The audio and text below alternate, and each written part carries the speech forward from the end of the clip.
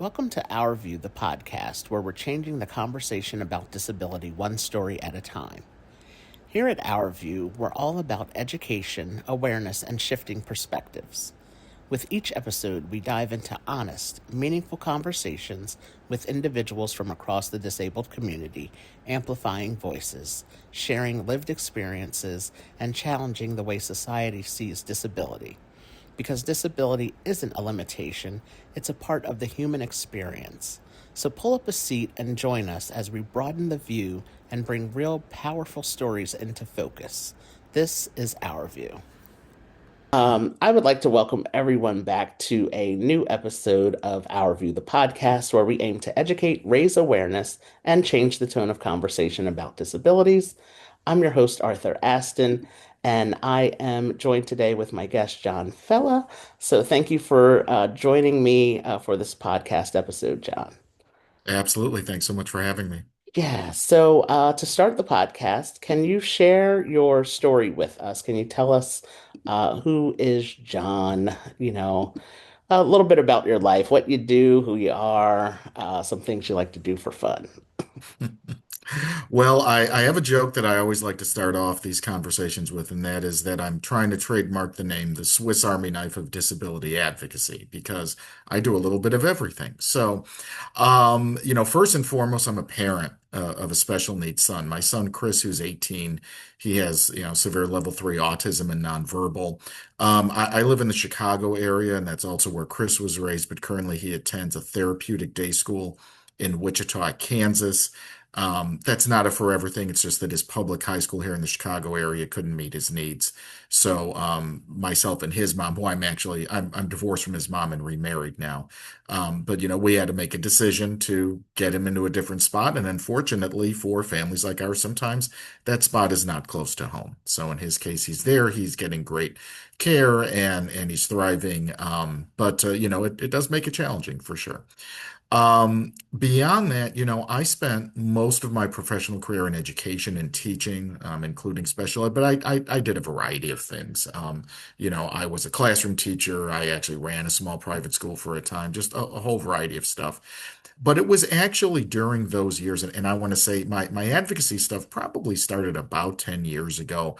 Now, it really, was a product of, and I have a book which just came out, which I know we'll get to here later in the interview, but I really kind of unpack everything that happened to me in terms of realizing how much I didn't have as a special needs dad, how ill-equipped I was. I didn't have resources, I didn't have support, had family, had friends, but they didn't really understand, and I really felt isolated and on an island. And in certain seasons of life, one in particular about 15 years ago, where everything stopped working. And I'm like, I just wish I had someone who understood what I was going through. And unfortunately, I didn't. So because of that, I started to intentionally try to get connected with special needs and disability support groups and communities around me. Now, a lot of this stuff started out very small. Really one of the first things I did was I started a support group for special needs dads in my community. And that kind of went through some different iterations, because first it started out with just, the dads from my son's school kind of thing. And it was one of these deals where I had, 10 guys show up the first time and thinking, oh, this is great. And then the next time two guys show up, and then the next time one guy shows up. So, and especially with guys, and I really speak a lot to this topic of dads and supporting dads of special needs, but we're kind of slow to develop relationships and trust, especially with people we don't know. But I started another version of it back in 2017 that stuck. And that was a way for me to engage with a lot of dads and things locally. But then also, too, I leaned into some of my creative gifting. So one thing I love to do is write. And always wanted to write a book, and I'm glad I finally did that. But before that, I actually got into blogging, and I got connected with some special need organizations around the country. Some of these were faith-based, so some of them were Christian organizations, and I started to do blogging for them. And as I started to pick it up and realize I kind of like this and I was decent at it, then I started to get connected with other organizations around the country. And of course, they had and still do for the most part have big conferences and events throughout the year. So I got invited to speak at those. And then, of course, got invited to do more things like, podcasts, videos, presentations, different things. I also worked for a time for an organization called Johnny and Friends, which I like to mention, which is a global disability organization. Again, also faith-based, but they do incredible outreach with individuals and families, specifically around the country, and specifically through the retreats they do for families for disability. So, in other words, families like mine who have a very hard time taking a vacation, having just this normal experience of a vacation for your family for a lot of reasons, they make it possible. They provide support. They provide a one-on-one for the person with the disability, regardless of the age or condition, and then the rest of the family can be kind of supported throughout the week. So it's a wonderful model that they do. But in working with them, I also got to work a lot with churches of any size and denomination to help them build and develop programs and curriculums and environments for people with disabilities, youth, adults, whatever. And that's something that I still do on the side, even though I'm not with that organization anymore. So, for me, it's kind of taken, as I like to say, I have a 360 view of it. I have the view of a parent. I have the view of an educator. I have the view of an advocate, and I have the view of someone who's worked in a lot of these different environments and with a lot of, great organizations and people. But you mentioned, what do I do for fun? Exactly what I just said, because quite honestly, this is just my thing. I like to veg out and watch my Chicago sports teams too, whether they're bad or not. I like to be outside. I like to go for walks. Certainly do, enjoy traveling and reading and those kind of things. But like, this is just my world, right? And when I have downtime, the first place my mind goes to is, okay, what can I be working on? What can I be producing? What can I creatively do? And sometimes I'm like, man, I'm not feeling it. It's just like not today. But that is the first place I go to because again, the work is so important and personal for me, and it's just something that gives back to me as much as, I give back to it. Yes, I definitely identify with that for sure of this is a great thing that we're doing, and it's helping a great group of people, to learn more about disabilities and advocating for those with disabilities. And it is my life. My mom just said that to me the other day. Uh, she's just like, do you ever like not think about like the work that you do? Like, is there a time? And I'm like, no. Like even when I'm sitting, like you said, watching, it's baseball season now, sitting watching. I'm outside of Philly, so we're the Phillies fans here. So, watching a Phillies game, and I'm still on my computer writing out ideas of, what our next fundraiser is going to be, or just I just really enjoyed the work, and through what you were saying, you can tell that you really enjoy, the work that you do as well.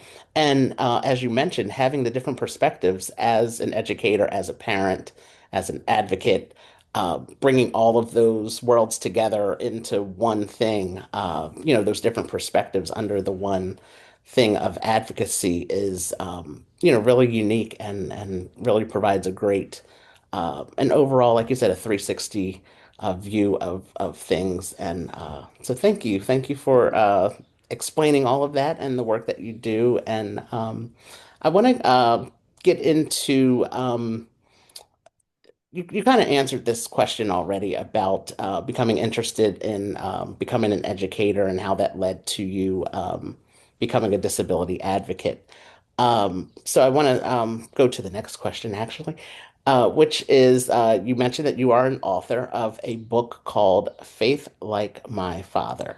So can you tell us about the book and what it's about and what inspired you to write the book?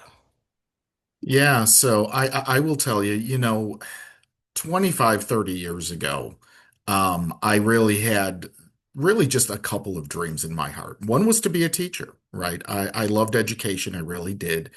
I will tell you quite honestly, it is a great career and profession, but it is exhausting, especially these days. But when I was a younger man, my life dream was to just be that, social studies high school teacher, that everybody knew for 30 years, and that's my career and whatever, no big deal.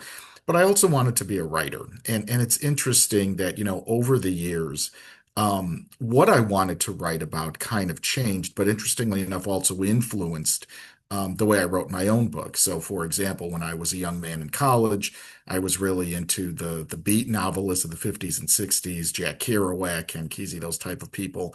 If you're, like if you're a Gen Xer like me, you probably know who they are. If you're, a millennial or something, you might need to Google them. But, in college, those were the kind of authors I read because I just love their style. It was very kind of this very stream of consciousness narration, but also with a lot of great details in their stories, and just the way they describe places and environments really spoke to me. And then years later, I read Angela's Ashes, and some folks might be familiar with that book or not, but that is a wonderful story, and it was written by a former high school teacher as well, Frank McCourt from New York.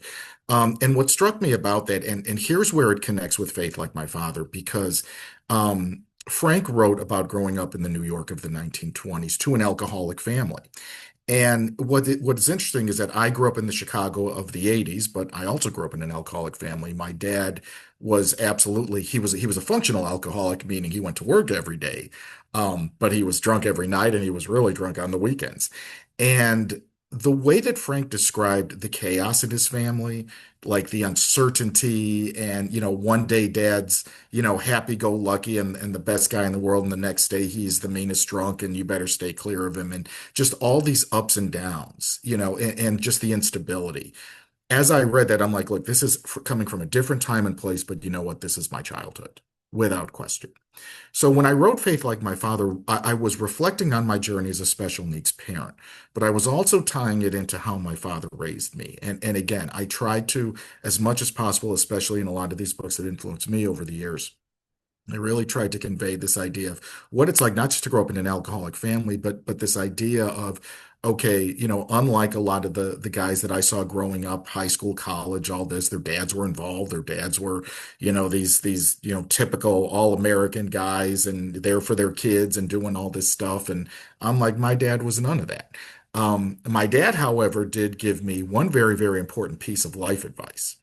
And usually he would kind of sit in his favorite chair in the living room, and he would have his drink, and he would kind of go on and do this whole like kind of just this kind of little monologue thing that he would always repeat. But his one piece of advice all the time was don't panic. He always had that catchphrase: no matter what happens in life, don't panic. Things get stressed out, don't panic. You get stressed out, something happens, take a breath, stay calm, don't panic. And that's all he ever really said to me. And I just remember thinking to myself how much I hated him. Because I'm like, dude, you didn't do anything for me. You were going on and on about don't panic, but I'm seeing these other dads and these other guys how they were affected by their positive relationships with their fathers. So years later, of course, having my own son with a disability, and I really convey what that was like in terms of his birth.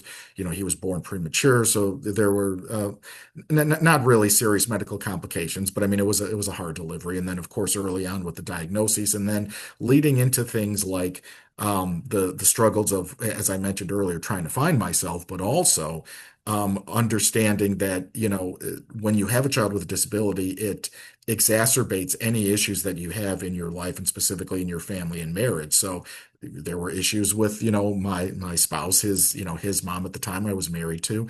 Our marriage that was kind of hanging by a thread there. We really didn't have we had support, but we didn't have people that understood us. And specifically in my case, I very much felt alone on an island. But what's interesting is that as I kind of weave through that story, and there is a faith message there as well, because my Christian faith actually showed up at the time when I needed it the most, so to speak. But in terms of that life advice that my dad gave me, and I won't spoil the story, but I relate the moment when I finally understood what my dad was telling me. And I didn't get it at first. And then I got it. And then I'm like, okay.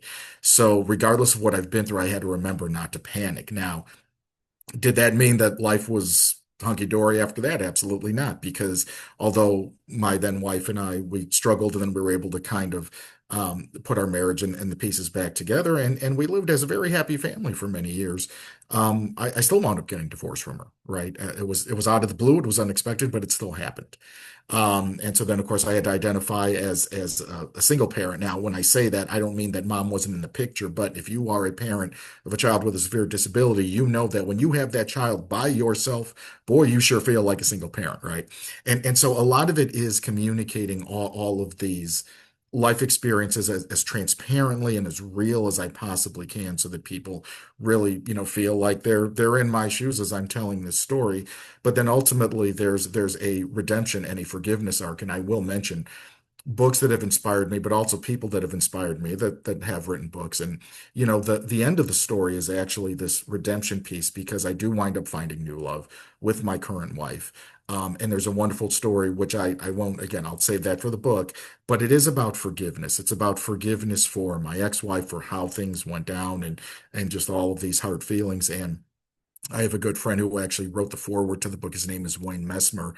That name might not mean anything to you outside of Chicago, but in Chicago, he's kind of a local celebrity. He's the guy that sings the national anthem at all the sporting games, and he's been on TV and done all this stuff. And he's a grandparent of disability, but he wrote a book.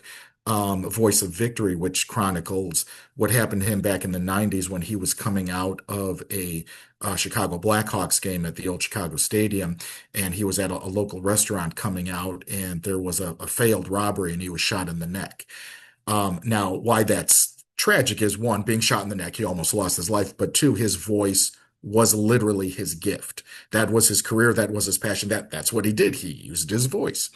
And so to have that almost taken away from him, and it was a long convalescence. It basically took like 18 months for him to kind of get healed and then be able to use his voice again. And of course, now he's, it's all, totally restored. It's been restored for a long time. But the forgiveness arc there is that in that book, he talks about going to the prison to forgive his attacker, right? And literally sitting there and just having a few hours with him, kind of a thing to process all this. And so for me, I think that's also the message there is that as a special needs parent, we experience so much. It's easy to be angry at the world. You want to be angry at your spouse or your ex-spouse. You want to be angry at the therapist, at the teachers. You want to be angry at God. There's so many things we can be angry about and upset, and rightfully so. But that was the message that I was taught was no matter what happens, don't panic. Even coming from my dad, who was just an alcoholic that I kind of dismissed, or from all these wonderful people that showed me through their own life stories later on, was that as stressed as you are, don't panic.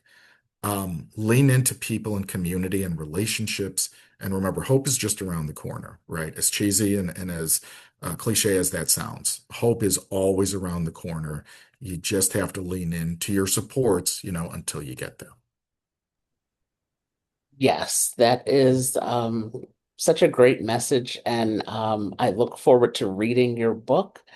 I definitely can relate to the faith part of it. That has been something that has kept me going. I'll be 45 this year, and living with my disability my whole life.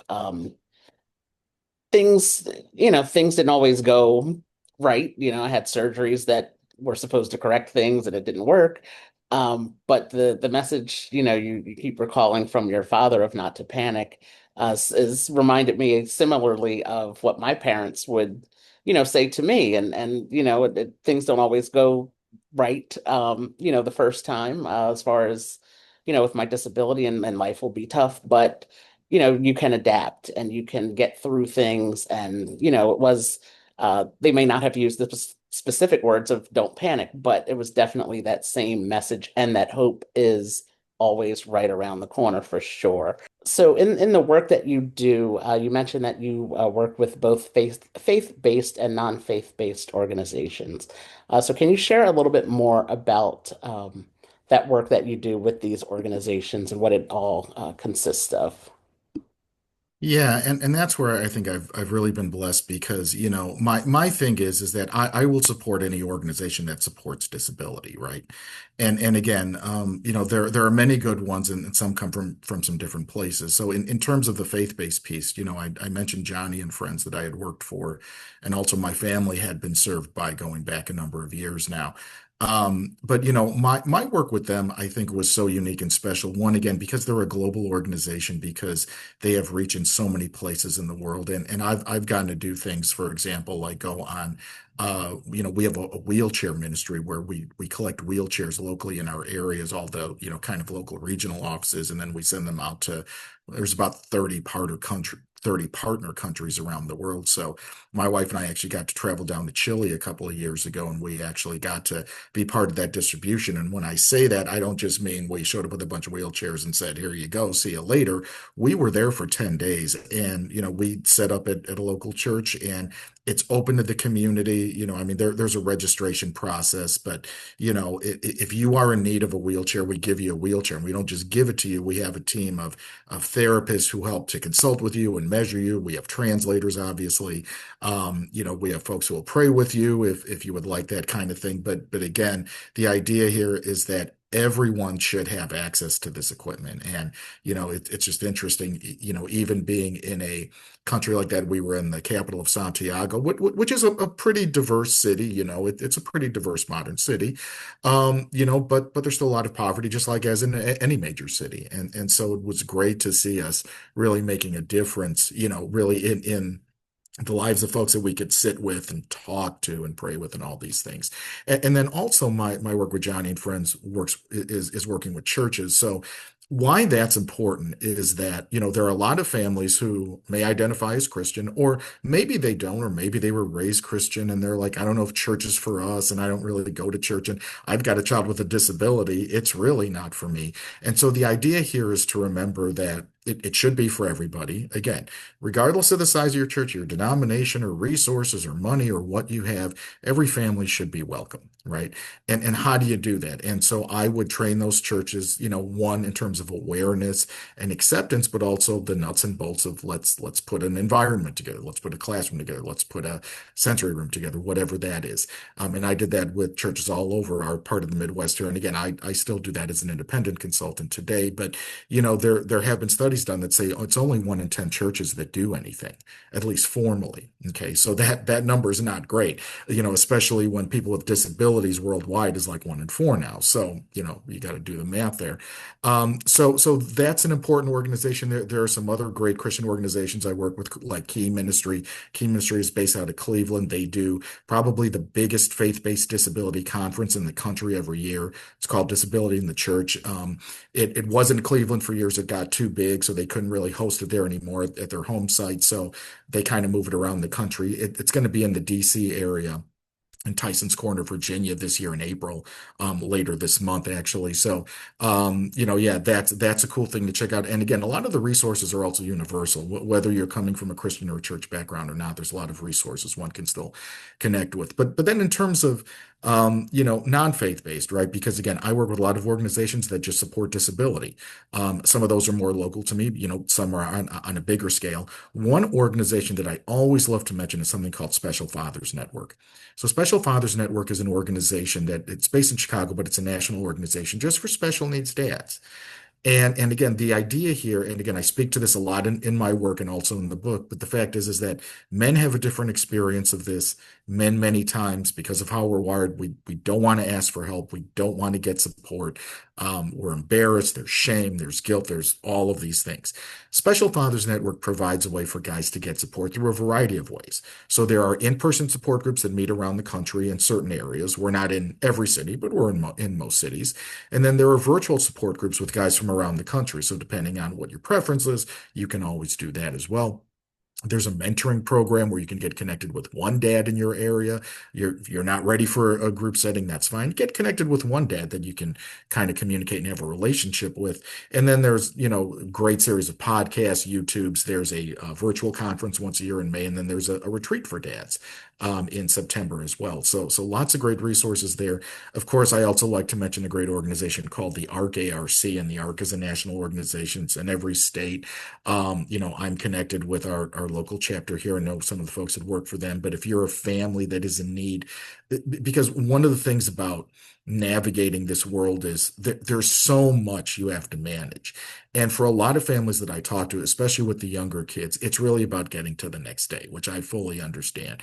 But the reality is that you have to be planning for your kids' future, and you have to be planning that there is no, it like in terms of it's too early or they're too young. That does not exist in our world. You literally need to be planning for your child's future when they're 3, 4, 5. So if you need help with, things like special needs trust, or accessing, SSI Medicaid, et cetera, or navigating any of the public governmental, say resources, or residential placement, even whatever you're looking for, that's an organization you should get plugged into locally because they do wonderful events and seminars and trainings and all of that.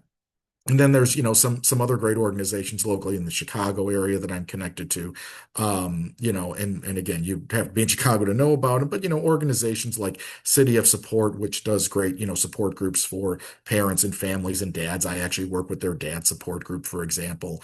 There are a lot of other, smaller organizations again that are local, but again, the fact is that what I always encourage people to do is if you're looking for community, if you're looking for supports, if you're looking for resources, you can start out small, start out intentionally, lean into things like your Facebook groups and your social media and just find the stuff that's close to you, find the stuff that's close to you first. Get connected with people locally. It doesn't have to be a big thing where you're searching the country for stuff. That may come in time, and that was very much my experience. But at the same time, you want those local very specific relationships and intentional relationships that you can kind of develop so that you have people, right? And again, having people doesn't mean belonging to 20 different organizations or going to 10 different events a month. It's just that you have those people, even if they're just right down the street from you, that you can lean into and talk to and just have those kind of support. So of course, I always let people know, especially if you're in the Chicago area, if you're looking for resources or support or whatever that looks like, absolutely please let me know. But even if you're not, I love connecting people. So even if you're in a different part of the country, maybe looking for something specific, I might be able to help you or might know somebody that does. But biggest piece of advice, don't do it alone because you need people. Great advice. Oh my goodness, that was really good. And um, starting somewhere, like you said, you don't have to attend all of the meetings with all of the groups everywhere, but starting somewhere, starting small.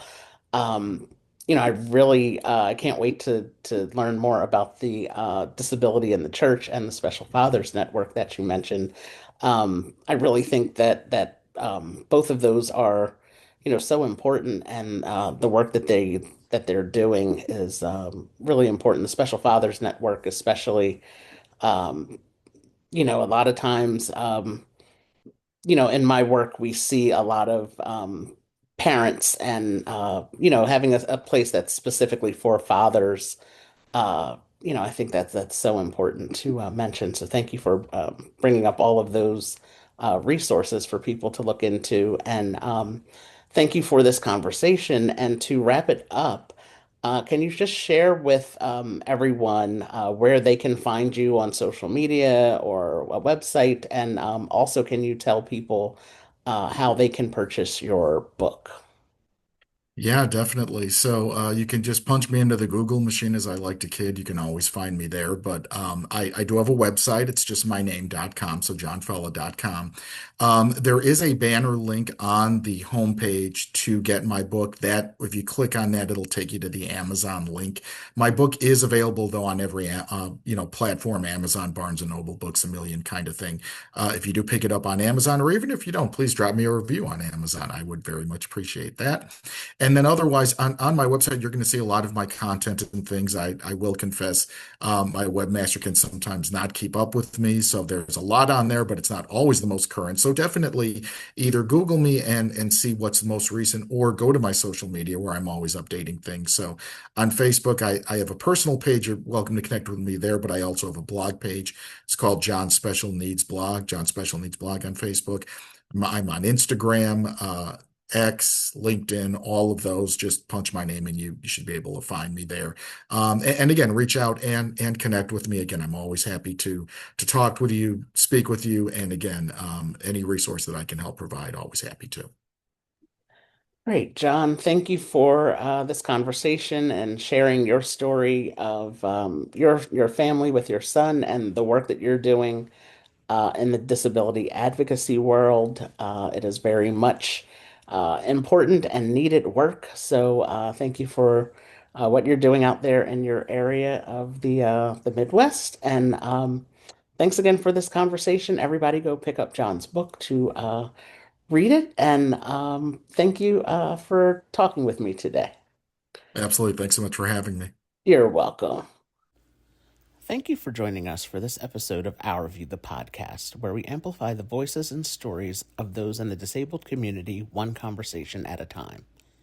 If this story moved you, taught you something new, or sparked a different perspective, we'd love to hear from you. Write a review of the podcast on Apple Podcast and be sure to subscribe so you don't miss future episodes. Follow us on all social media platforms at Our View for Life 25. At Our View, we believe that disability is not a limitation. It is a powerful part of the human experience. So until next time, keep listening, keep learning, and keep seeing the world through our view.